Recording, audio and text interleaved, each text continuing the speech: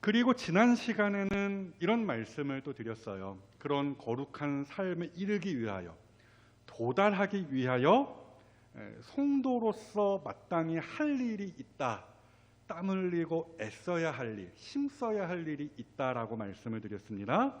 첫째 이렇게 말씀을 드렸어요. 버려야 한다 말씀을 드렸습니다. 1절이죠. 그죠? 모든 기만과 외식과 시기와 모든 비방하는 말들. 그러니까 다분히 이게 지난 시간에도 말씀드렸지만 상대방을 향한 것입니다. 남을 공격하는 어떤 악한 생각, 어떤 말투, 행위, 이런 것들을 지금 포함하는 것들이거든요. 이런 것들 버려야 한다. 그러니까 꼭 이것뿐이겠습니까? 하여튼 내 안에서 일어나는 자기를 보호하고 남을 이제 넘어뜨리려고 하는 사람의 본성은 결국 이런 거거든요.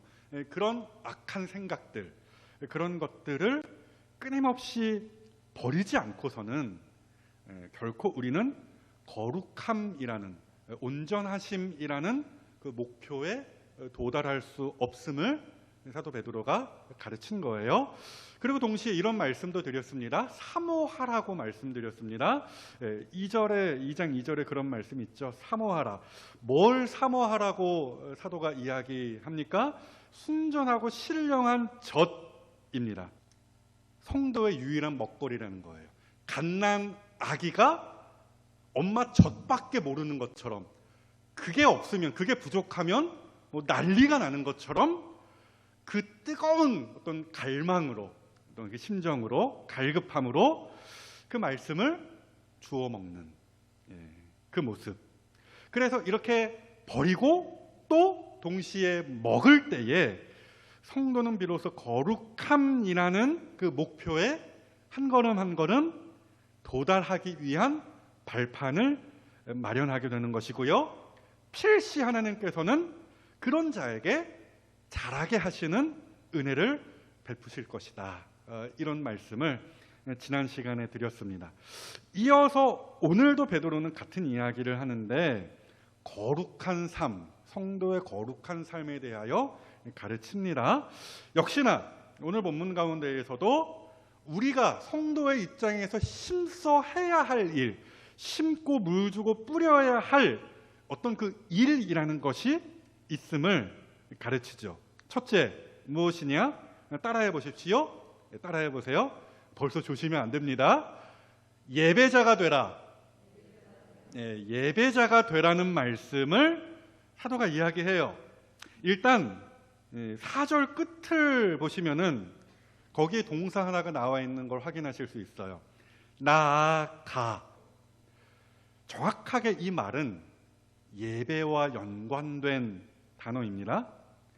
이 말이 구약 성경에서 어떤 식으로 사용되었는지 제가 살펴드릴게요. 레위기 9장 5절 같은 경우에 이렇게 되어 있어요. 그들이 모세가 명령한 모든 것을 회막 앞으로 가져오고 온 회중이 나와 여호와 앞에 선지라. 딱 봐도 무엇과 연관이 있습니까? 백성들이 온 회중이 회막 앞으로 하나님 앞에 나아왔다. 예배, 제사와 연관 있는 말로 사용이 되는 것이죠. 같은 말이에요. 나와. 오늘 본문에 나아가. 같은 이야기입니다. 레위기 9장 8절도 이래요. 이에 아론이, 대제사장이죠. 아론이 제단에 나아가, 같은 말이에요. 나아가 자기를 위한 속죄제 송아지를 잡으매. 어떤 그림입니까?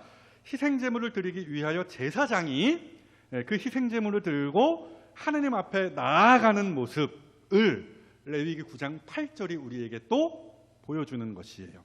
이따가 더 보시겠지만 5절도 마찬가지 그런 같은 어떤 색깔의 단어가 있어요. 신령한 집이라는 단어가 있죠. 당연히 하나님의 성전을 일차적으로 가리키는 말이다. 이렇게 우리가 이해할 수 있고요. 마찬가지로 이 말도 예배, 제사와 관련된 용어죠. 그리고 베드로가 성도를 결국 어떤 직분을 가진 사람으로 지칭합니까? 거룩한 제사장이다. 이렇게 칭하는 것 오늘 본문 가운데 보이시죠? 자, 이처럼 본문에 그러니까 도배가 되어 있어요. 말하자면 여기를 보고 저기를 봐도 하나님께 드리는 예배와 관련된 단어들이 수두룩하다라는 것이에요. 그래서 이쯤 되면은 아하, 베드로 사도가 우리에게 힘써야 할 그 부분이 어떤 삶의 내용이 무엇인지에 대하여 말할까를 어느 정도 감을 잡으실 수 있을 것입니다. 그러니까 베드로가 성도들에게 권면하는 것이죠. 우리에게 동일하게 권면하는 것입니다. 나아가라는 것이에요. 그렇죠? 뭐 어디로 나아가겠습니까? 뭐 자꾸 나아가면 뭐 온 세상 어린이들 뭐 다 만나보겠네. 뭐 그런 겁니까? 아니라 아까 우리가 찬송 불렀죠. 주 예수께 조용히 나아가. 그렇죠? 그리스도께 나아가 같은 표현이죠. 그렇죠? 즉 우리는 이 세상 속에서, 이 험한 세상 속에서 예배자로 살아야 함을 사도 베드로가 오늘 이 본문의 대목에서 우리에게 가르치고 권면하더라, 그 이야기입니다. 그렇죠? 하지만 이와 더불어 베드로는 이런 이야기를 합니다. 이런 예배자로 살아가는 삶, 그러니까 주 예수께 나아가는 삶, 항상 뭐 자나깨나 뭐 눈을 뜨나 감으나 예배를 드리는 그 삶을 사는 그 거룩한 삶, 그 삶이 결코 만만치 않음을 이야기해요. 마치 이런 느낌이에요. 예배자로 살겠다고, 그거 만만치 않을 텐데, 뭐 이런 느낌을 사실은 본문을 읽으면서 저는 받았습니다. 무슨 얘기냐면은 어쨌든 고초를 당한다라는 거예요. 그죠?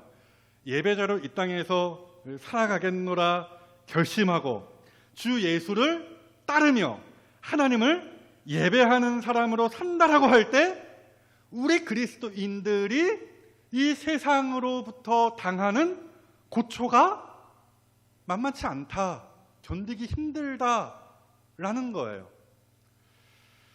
단적으로 이 대목에서 베드로가 어떤 이야기를 꺼내냐면은 예수님 이야기를 꺼냅니다.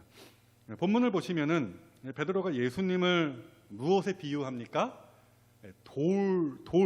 스톤, 굴러다니는 돌이요. 돌에 비유하여 표현하고 있죠. 물론 뭐 이따가 더 보시지만 결국 베드로가 하고 싶은 이야기는 산돌이라는 요 말 속에 있지만 어쨌거나 지금 제가 주목하는 말은 돌입니다. 돌. 어떤 돌입니까? 사람에게 버린 바 된 돌이다. 예수님이 그렇게 사람들에게 버린 바 되었음을 사도가 넌지시 이야기하는 거예요. 무슨 얘기라고요? 세상 사람들은 예수님을 알아보지 못했어요. 그렇죠? 그렇게 온 유대인들이 뭐 예수님 베들레헴에 나실 것이고 뭐 어쩌고 그렇게 수많은 구약의 예언들을 보면서 기다렸지만 정작 그가 오셨을 때에 세상에 누가 알아봤습니까? 알아보는 사람은 그래도 있긴 있죠. 손으로 꼽을 정도입니다. 정말 많은 사람들이, 아니 모든 사람이라고 해도 뭐 과언이 아닐 정도로 사람들은 예수님을 못 알아봤어요. 멸시하고 천대했어요. 그 결과 그 사람들이 예수님이 십자가에 달아 죽였죠. 여기에서 베드로가 넌지시 말하는 거예요. 그렇게 예수님께서 이 땅에 사시는 동안에 버린 바 되셨던 것처럼 너희도 그와 같을 것이다. 그와 같은 처지를 겪을 것이다 라는 거예요. 그래서 5절 처음을 보시면 너희도 일단 산은 빼고 돌같이, 무슨 얘기입니까? 그러니까 이 땅에 있는 성도와 예수님이 공동 운명체다, 뭐 이런 이야기를 하는 것이죠.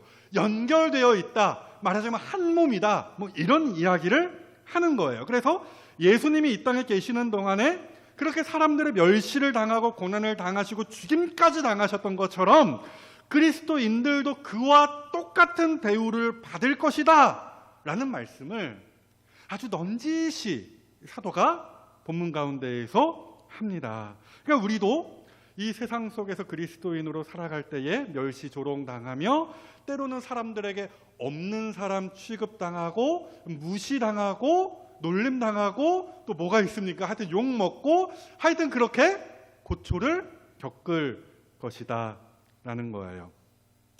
그러니까 여러분, 예배자로 삽시다. 참 좋습니다. 그런데 이 세상 속에서 하나님을 예배하는 사람으로 산다는 것은 상당히 괴로울 수 있는 일이다 라는 것, 여러분 일단 명심하셔야 합니다. 제가 뭐 사례를 일일이 다 말씀드리지 않습니다. 그럼에도 당장 이 자리에서 지금 이 오후 예배를 드리시는 분들 가운데에서도 어떤 분들은 가시방석에 앉아있는 느낌으로 지금 여기 계실 수 있어요. 그러니까 믿지 않는, 집에서 지금 TV 보고 계시는, 그죠? 쉬고 계시는 믿지 않은 가족들이 뭐라 합니까? 오전 예배 한 번 드리면 됐지, 오후 예배 그것까지 드려야 되냐? 맞습니까? 틀립니까? 저는 실제로 그런 말을 하는 우리 교회의 어떤 성도의 그 가족에 대한 이야기를 들어본 적이 있어요. 오전 예배 한 번만 드리면 되지 뭘 밥이 나오냐 쌀이 나오냐 오후 예배까지 가서 무슨 예배를 드리냐. 농담이 아니에요. 그 성도는 굉장히 괴로워요. 그렇죠? 그래서 눈치 보느라고 오후 예배 못 나와요. 그렇죠? 그러니까 이 자리에도 그런 분들이 계실 수 있어요. 눈칫밥 먹으면서 신앙생활 하시는 분들이 소수일 거예요. 아마 소수일 거예요. 얼마 안 될 거예요. 몇 명 안 되실 거예요. 그럼에도 분명히 있고요. 그런 성도들이 여전히 이 땅에 있음을 우리가 아셔야 하는 것이죠. 여러분, 그럼 어떻게 해야 되겠습니까?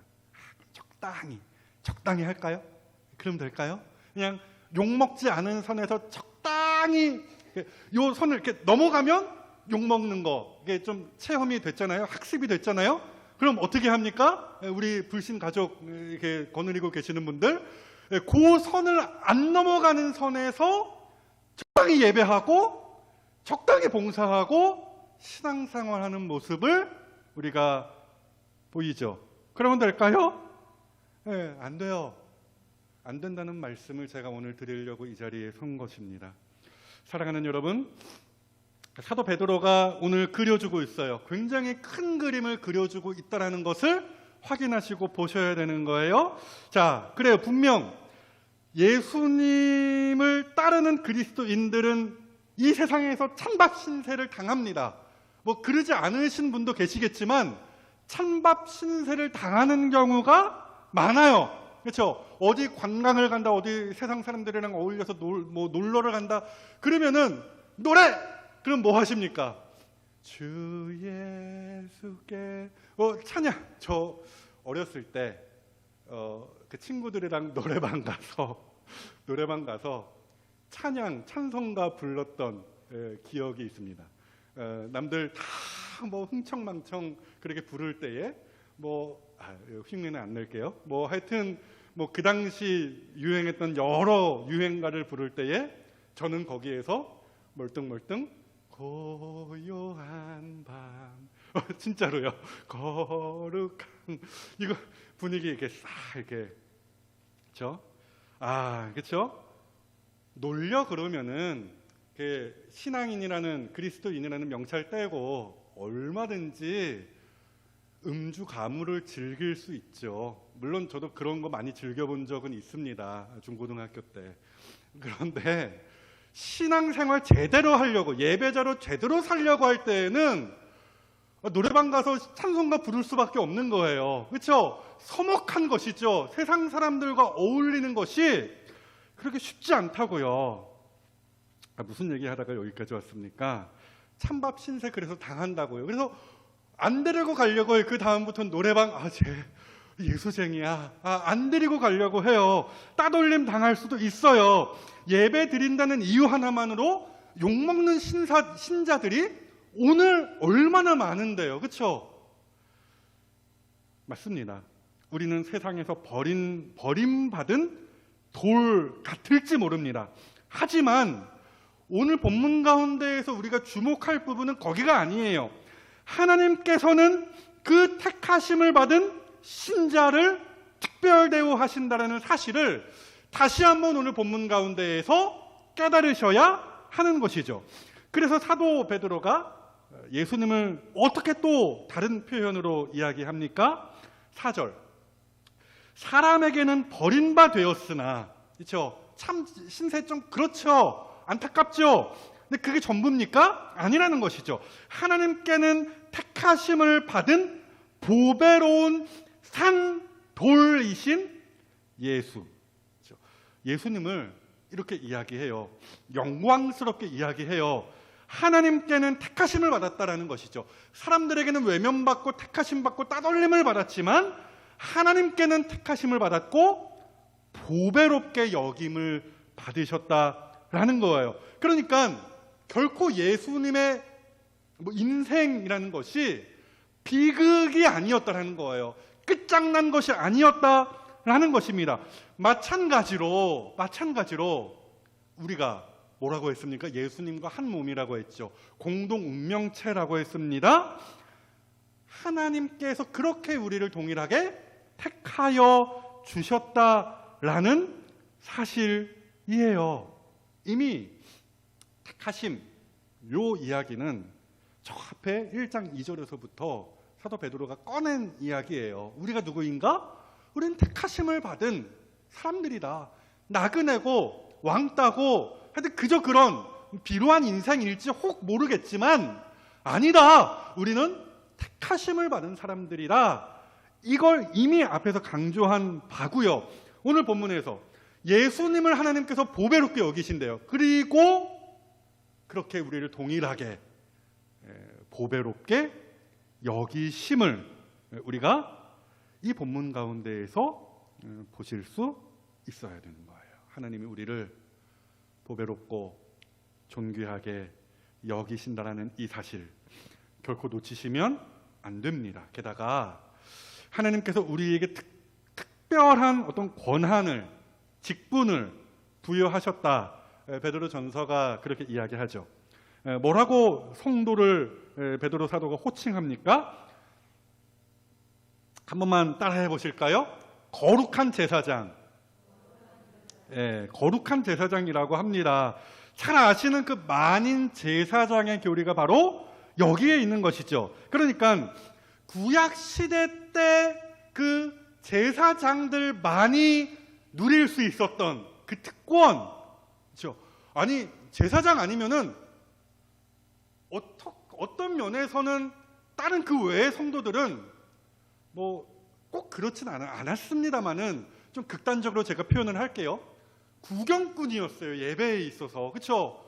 어떤 면은 헌제자가 하는 부분도 있지만 어떤 대부분의 예배의 어떤 그 순서의 많은 부분은 제사장이 알아서 해주는 부분도 있었거든요. 그렇죠? 그리고 막 사람이 많고 급하면은 그냥 멀뚱멀뚱 그 예배자들은 서 있는 경우가 많고 뭐 레위인이나 뭐 제사장들이 알아서 다 그냥 해주는 말 그대로 떠먹여주는 그런 일들이 있었거든요.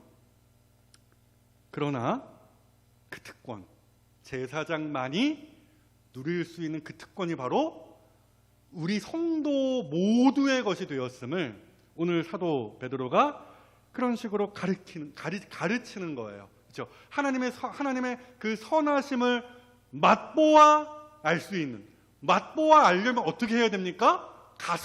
가까이 가서 콕 찍어서 입에 넣어봐야 맛보아 아는 것이죠.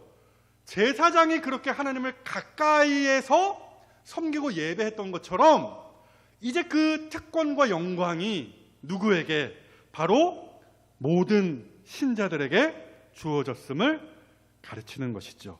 그러하기에 포기할 수 있습니까?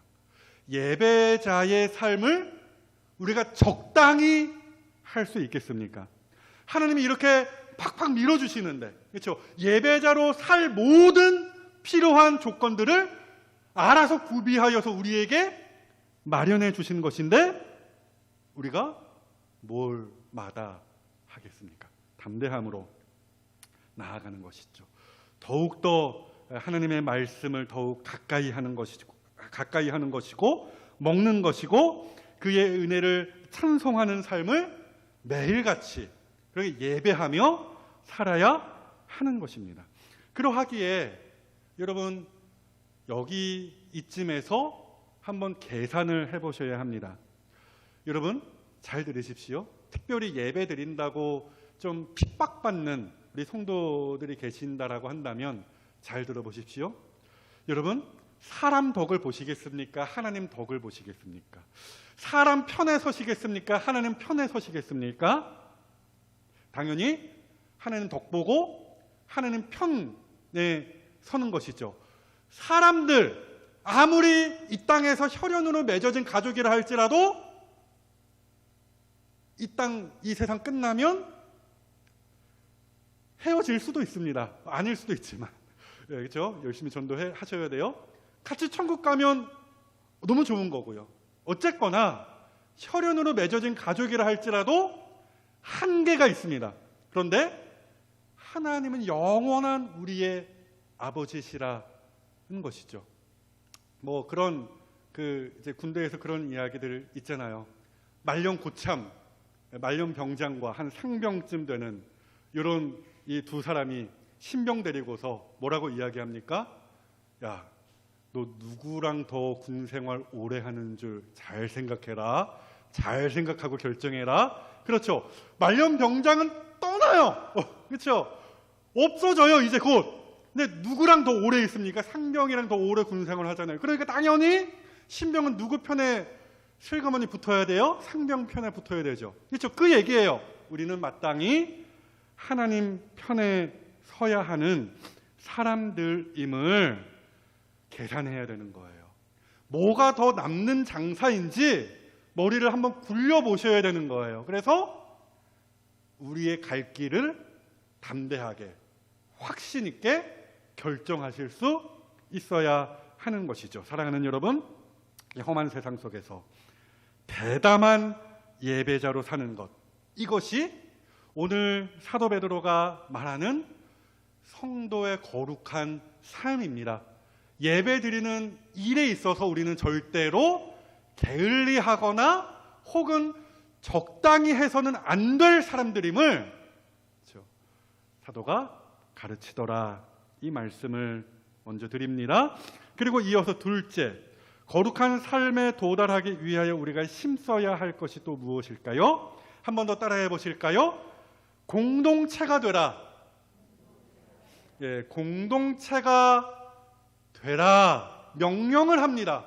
예배자가 되라, 나아가라 명령한 것과 같이 공동체가 되라 동일하게 명령해요. 5절 보시면은 중요한 단어가 어디 있냐면 중간이죠. 첫째 줄이죠. 거의 세워지고라는 단어입니다. 세워지고 명령인데요. 이 세워지다, 세워져 가다라는 이 말은 공동체와 아주 연관이 깊은 단어로 우리가 이해합니다. 저 앞에 사도행전이라는 성경이 있잖아요. 베드로전서 저 앞에 건너가면은 사도행전이 어떤 역사를 수록해낸 성경입니까? 교회의 역사죠. 교회가 이 세상 속에서 어떻게 든든히 세워져 갔는지에 대한 역사를 드러내고 보여주는 역사. 그것이 바로 사도행전이잖아요. 거기에 그 사도행전에 교회에 대해서 이야기하면서 이 동일한 단어를 쓰면서 이렇게 서술을 합니다. 사도행전 9장 31절 말씀인데요. 그리하여 온 유대와 갈릴리와 사마리아 교회가 평안하여 든든히 서가고 같은 말이에요. 주를 경외함과 성령의 위로로 진행하여 수가 더 많아지더라. 여러분, 무슨 이야기입니까? 이런 식으로 사도 베드로는 또한 동시에 공동체에 관한 이야기를 이제 5절의 국면에서 꺼내기를 시작하더라. 그 말씀입니다. 그래서 그 세워진다라는 바로 앞에 있는 신령한 집도 마찬가지입니다. 집이라는 말 한 번쯤 들어보셨을 만한 헬라어입니다. 오이코스, 오이코스 전도법 이런 거 있지 않습니까? 오이코스라는 말인데요. 한마디로 가족 공동체, 또 다른 표현으로 권속이라는 말, 에베소서 이런 데서 들어보신 적 있죠. 그런 공동체를 뜻하는 단어, 이것이 바로 집이라는 말이에요. 그러니까 베드로가 이제 5절에서 무슨 이야기를 할지 우리가 대충 감을 잡으셔야 하는 거예요. 4절에서 어떤 이야기를 했습니까? 뭡니까? 예배자로서 그리스도께로 나아가는, 예배하는 그 예배자로서 그렇게 한 명 한 명 한 명 모이고 모여서 이제 5절에서 무슨 이야기를 한다고요? 공동체를 이루더라는 말씀을 하는 것이고요. 그것도 어떤 공동체에 대한 이야기냐? 살아서 움직이고 성장하는 역동적인 공동체에 대하여서 사도 베드로가 이야기를 하는 것이다 라는 것입니다. 이런 면에서 신령한 집이라는 것은 하나님의 성전을 가리키는 말이기도 합니다마는 단지 우리 눈에 보이는 고정된 어떤 건물로서의 성전을 이야기하는 것은 아니다라는 것이에요. 즉 예수 그리스도를 머릿돌로 하는 어떤 신자의 무리를 뜻하는 말로 우리가 당연히 이 말씀을 받을 수 있어야 한다라는 것이고요. 이런 면에서 예수님을 산돌 지칭하는 것이 합당하다라는 거예요. 그러니까 쉽게 말씀드리면 이런 이야기입니다. 예수님을 머릿돌로 하는 성전은, 이 신령한 집은 진짜 돌, 말하자면 죽은 돌이잖아요. 말하자면 움직이지 않잖아요. 그대로 있는 것이잖아요. 이런 돌로 지어진 구약시대의 성전과 다르다라는 거예요. 예수님을 머리로 하는 이 신령한 집, 이 성전은 살아있고 성장한다라는 이야기를 하려고 일단 그 머릿돌로서의 산돌이신 예수님을 이야기한 것이고요. 동일하게 그 산돌과 연결되어진 공동 운명체인 우리 역시 산돌임을 사도가 가르치죠. 비록 세상 사람들에게는 버림바 되었을지 모르지만 하나님께 택하심을 받고 하나님이 보배롭게 여기시는 아들, 딸, 그 신분을 가진 산돌임을 사도 베드로가 5절에서 가르치죠. 그래서 결국 사도가 성도들에게 권면하는 바가 이것입니다.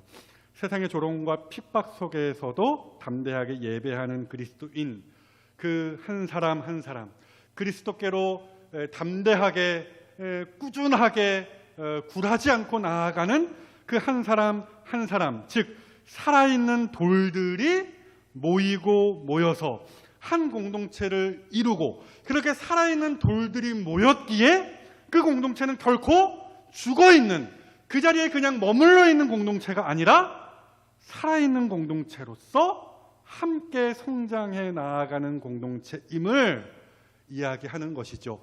그러한 공동체를 이루라 라고 사도 베드로가 성도들에게 권면하고 명령하는 말씀이 바로 오늘 본문의 말씀이 되는 것이에요. 그리고 여기에서 한 걸음 더 나아가서 바로 그 생명력 있는 공동체 안에서 성도들이 세워지고 성장한 결과 그 각각이 어떤 수준에 다다른다라고 이야기를 하는 것이냐. 하나님이 5절 중간부터 보십시오. 하나님이 기쁘게 받으실 신령한 제사를 드릴 거룩한 제사장들로 세움을 받는 것입니다.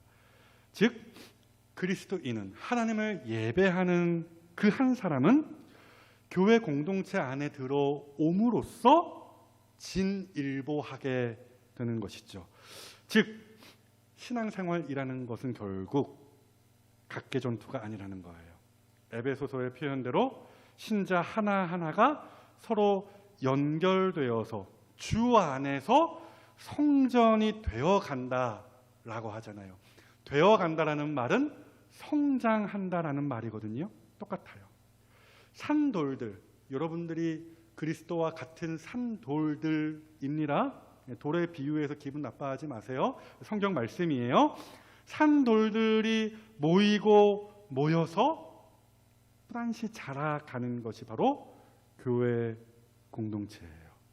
그래서 그 교회 공동체 안에서 성숙한, 거룩한 제사장들이 배출이 되는 것이죠.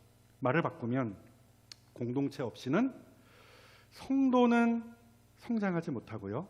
공동체 없이는 성도는 제대로 된 사명도 결국에는 감당할 수 없음을 사도 베드로가 우리에게 가르치고 있는 것이죠. 그러므로 사랑하는 여러분, 짧게 두 가지만 말씀드리겠습니다. 우선 날마다 예배하는 제사장들이 되십시오. 성경은 매우 다채로운 예배를 우리에게 소개합니다. 짧게 말씀을 드릴게요. 가령 우리의 몸을 하나님이 기뻐하시는 거룩한 산제물로 드리는 일, 그것을 예배라고 성경이 우리에게 가르치죠. 로마서 12장 말씀입니다. 마찬가지로 복음 전파를 위하여 우리의 재능이나 물질을 드리는 일도 예배입니다. 그러니까 예배라고 해서 그냥 여기에서 모여서 예배 끝, 이게 예배의 전부가 아니라는 말씀을 제가 드리는 거예요. 성경에 우리에게 제시하는 예배는 다채롭습니다. 빌립보서 4장 18절 사도 바울이 이야기하죠. 내게는 모든 것이 있고 또 풍부한지라 에바브로 편에 너희가 준 것을 받음으로 내가 풍족하니. 지금 빌립보 교회가 사도 바울을 얼마간 도왔다라는 것이죠. 그래 풍족해졌다라는 거예요. 그런데 그것을 사도 바울이 뭐라고 표현합니까? 이는 너희가 드린 이 헌금은, 너희가 드린 이 시간은, 너희가 드린 이 재능은 하나님이 받으실 만한 향기로운 제물이요 하나님을 기쁘시게 한 것이라. 그렇죠? 우리가 드리는 그 모든 헌신이 하나님께는 곧 예배가 됨을, 하나님이 기뻐 받으시는 예배가 됨을 사도 바울도 그렇게 가르쳤죠. 이런 맥락 속에서 히브리서 13장 말씀, 우리 성경을 앞으로 좀 건너가 보실까요? 베드로 전서를 좀 껴놓으시고요. 2장 말씀 껴놓으시고 히브리서가 앞에 있는 거 맞죠? 앞에 히브리서 있지 않습니까? 히브리서 13장, 거기 유명한 말씀 있죠. 아실 만한 분들은 다 아실 거예요. 13장 몇 절입니까? 16절에 우리가 드릴 예배에 대하여 히브리서는 이렇게 또 다채롭게 가르치죠.